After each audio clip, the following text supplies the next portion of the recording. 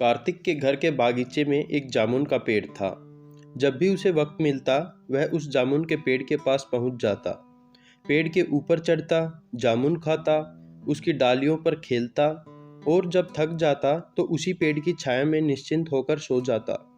कार्तिक और उस जामुन के पेड़ के बीच एक अनोखा रिश्ता जुड़ गया था। पर जैसे जैसे कार्तिक बड़ा होता गया, उसका उस पेड़ के पास आना कम होता गया। एक समय तो ऐसा आया कि उसने उस पेड़ के पास आना बिल्कुल ही बंद कर दिया।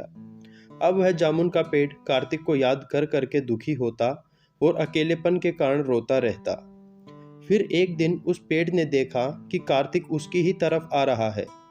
कार्तिक के पास आते ही वह पेड़ एक उम्मीद से बोला, तुम कहाँ चले गए थे? मैं हर वक्त तुम्हें याद करता था। आओ, आज फिर से खेलते हैं। पर कार्तिक ने कहा, अब मैं बड़ा हो गया हूँ और अब मेरी ये फालतू के खेल खेलने की उम्र नहीं रही। मुझे अब पढ़ाई करनी है, पर मेरे पास स्कूल की फीस के लिए पैसे नहीं हैं। उस पेड़ ने बड़े प्यार से कहा, चिंता क्यों करते हो? एक काम करो, तुम मेरे सारे फल तोड़ लो और उन्हें ले जाकर बाजार में बेच दो। उनसे जो पैसे मिलेंगे उससे अपनी स्कूल की फीस दे देना।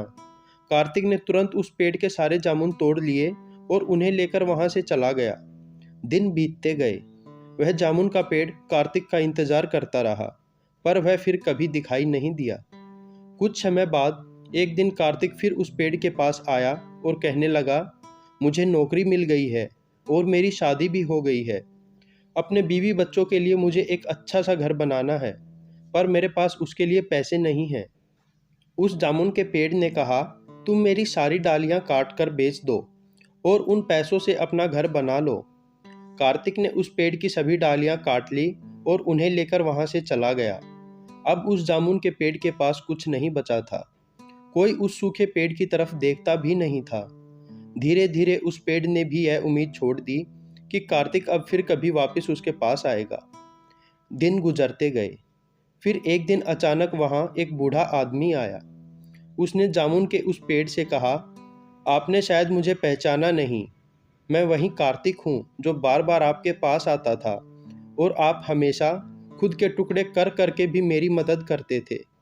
जामुन के पेड़ ने दुखी स्वर में कहा, पर बेटा, अब मेरे पास ऐसा कुछ भी नहीं बचा है जिसे देकर मैं तुम्हारी कोई मदद कर सकूं।